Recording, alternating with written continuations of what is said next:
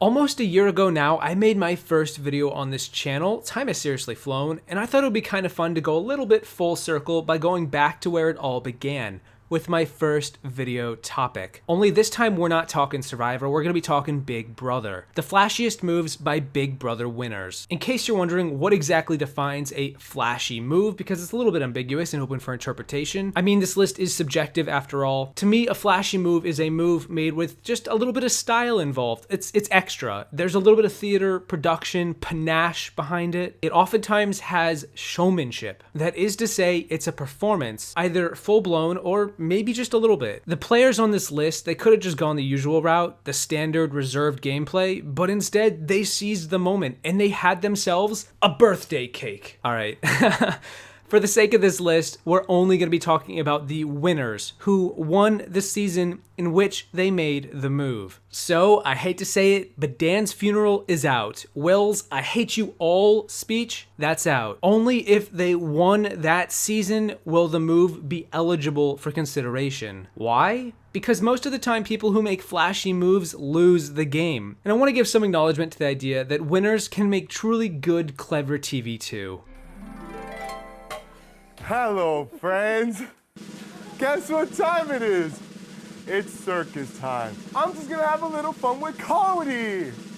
And a one, and a two, and a 1, 2, 3, 4. Let's get this list on the way. Here's number 5. Speaking of good TV, let's talk about a winner who probably nobody would expect to see on this list, because when you think about it, this guy was really not that flashy at all. All right, brace yourselves, guys. I'm talking about Derek Levasseur from Big Brother 16, a rather classy and fairly beloved winner, at least by many not on the internet, who I would say was one of the least flashy winners to ever grace our screens. But if I have to be honest with myself, one thing I love is when a player can be bold in the face of adversity, and even when their back is seemingly against a wall, they still will find an out. The flashy move that Derek pulled off was in week 7 of BB16. You know, that week. The week where Caleb forfeited playing in the Battle of the Block, and when Frankie won it all by himself. When Zach was nominated, and then won veto, getting Nicole put up instead. When Derek organized a house meeting due to wildfire spreading throughout the cracks of his game, slowly rotting away all he'd established up to that point. Wait, what? Right, no. House meetings tend to be very fun, as witnessed by our latest in BB20 with literal blood pouring out of people's mouths. I understand, Babe. You were out. Oh. Bailey, you are taking it way too You far. are terrible. You've made my life into something hell. You are Anything to you, Bailey.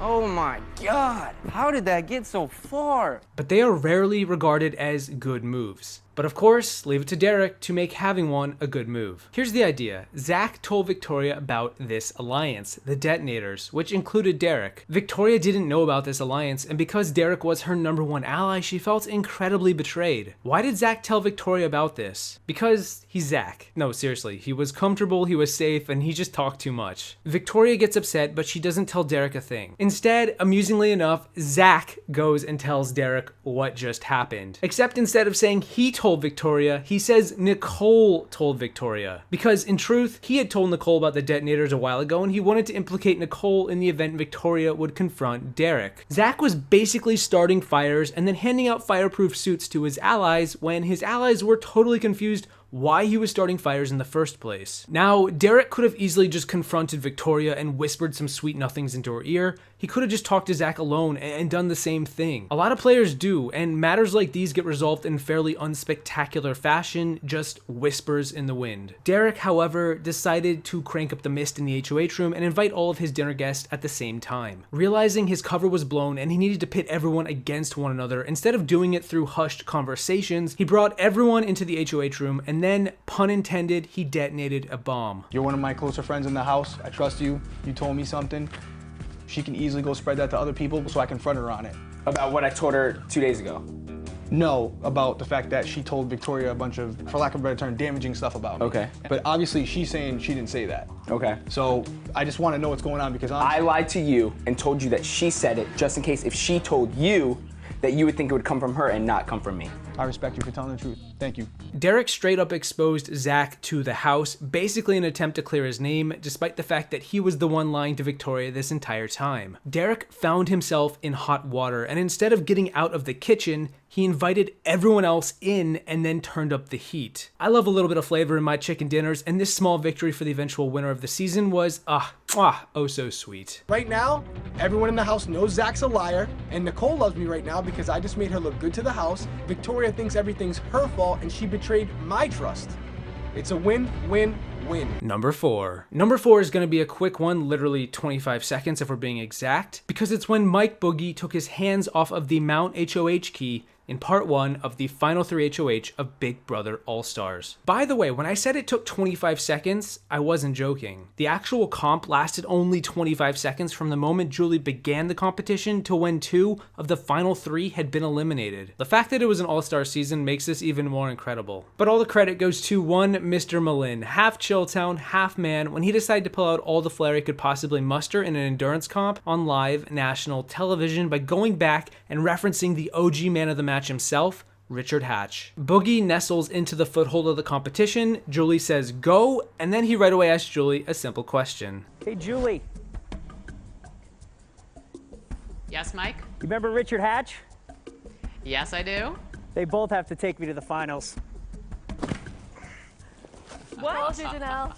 That's it. That's all of number 4. Yet, it's a move as stylish as when I referenced it in my Survivor video because it's something nobody ever does. Willingly concede power for the sake of advancing one round further. Even if it wasn't the best move or not, he still pulled off the flash to make it happen. Sometimes the best move is actually to lose because the best players recognize true power isn't in the number of competitions you've won, but in the social dynamics existing between the players in the game and their relationships with the forming jury. Mike knew this, and he dropped because he didn't need to stand up there against Janelle or Erica, 2 strong women who were likely going to last a while. Mike gives credit where it's due. He references some of the best to ever play, and then he makes his own mark in the end. It's the exact kind of style I'm looking for in this video, and his flash was just so bright, it took down Janelle at the same time. I made a very quick decision in the HOH competition to reference the Richard Hatch Survivor 1 move, where he knew he was the most hated and he bowed out early of the endurance portion.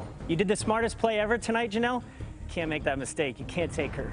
These 2 girls in their respective seasons did very well in endurance. I knew that they would be very determined to beat me. Number 3. If giving credit where it's due is the name of the game, then I think it's only fair we keep going with the third most flashy move when it happened in Big Brother 14. Now, I don't really see this moment getting brought up often enough, but I absolutely lived for it and I loved every second. The move I'm talking about is when Ian harnessed the power of the goodbye messages to reveal the truth, the whole truth, and nothing but the truth to Mike Boogie as he was sitting evicted outside the Big Brother house being interviewed by Julie Chen. Actually, no, it was the moment that began right before Boogie left the house. The moment Julie reveals the vote count, Mike looks at Ian with disappointment. The kid did him dirty. Ian could have easily shut his trap, stayed to the side, disappeared like many do, but instead he captured the moment by walking Boogie to the door and telling him that he wasn't gonna like what he was about to see. Boogie then told Frank, don't trust Ian, fair enough, and then Ian retorted back, get to steppin', buddy. A fantastically meta reference to Boogie himself back in Big Brother All-Stars. Talk about coming full circle, holy crap. In his goodbye message, Ian reveals the Quack Pack. He reveals that he was the man behind Boogie's eviction, but then he also tips his hat to Boogie as being his mentor, the man he grew up watching and admiring. It's a very classy moment between the master and the student that caps off a fantastic narrative for the 2 of them, especially given that Ian goes on to win the season. And I also just kind of find it cute and charming to have Ian be number 3, one step ahead Mike in this list at number 4. Since the reset, I've been in an alliance called the Quack Pack with Dan,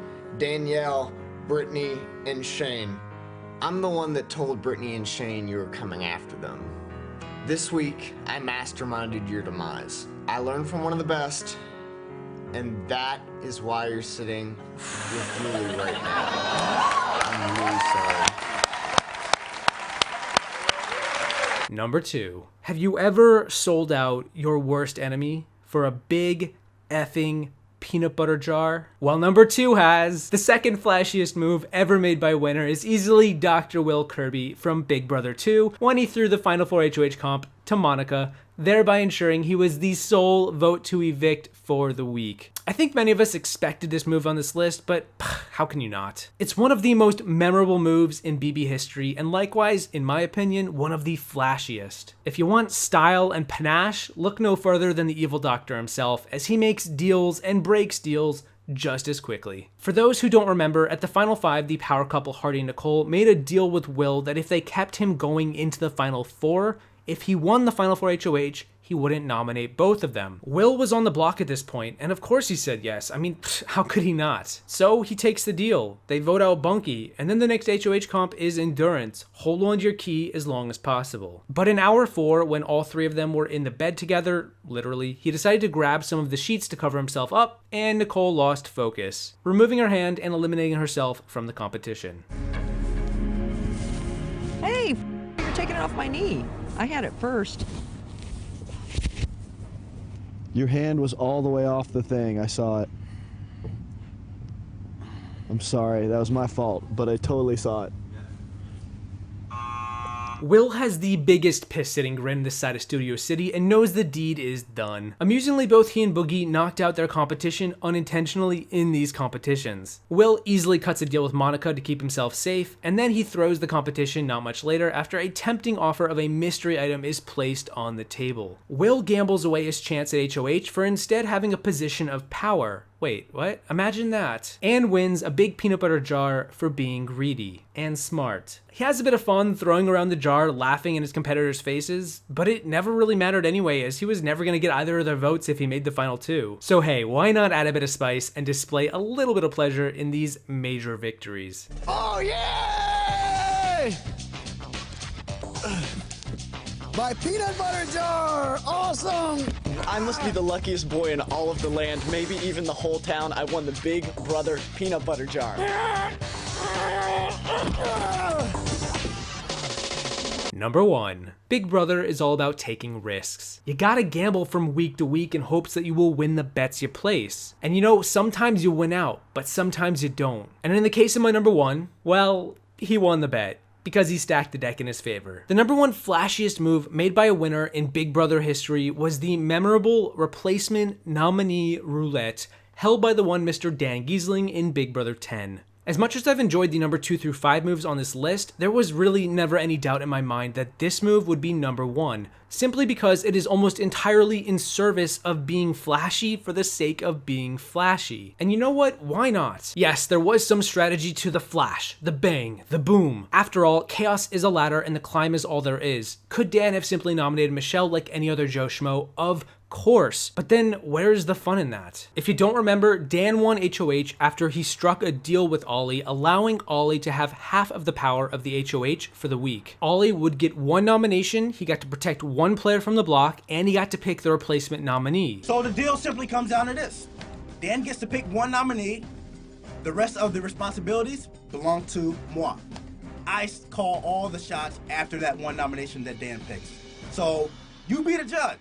Who gets the better end of the deal?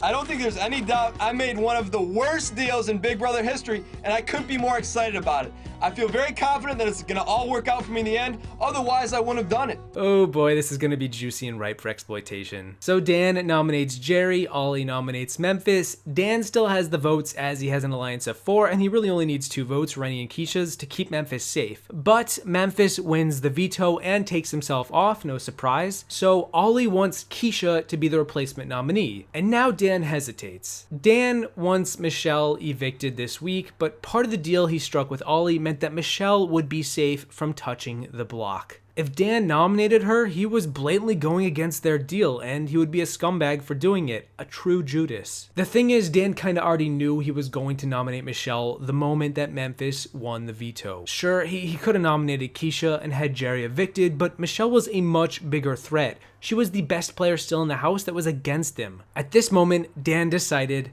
you know what, instead of just straight up dunking on her and putting her on the block with no remorse, let's have a little fun. Kinda like Beelzebub, the trickster he is, he concocted a very flashy maneuver where he would ask everyone at the veto ceremony who they would want nominated. Amidst all of the crossed wires, he would then nominate Michelle, displaying to her that he wasn't the only one against her, that everyone else was in on it too, and that, well, I don't know. I mean, he was still gonna have the blood on his hands. Brittany.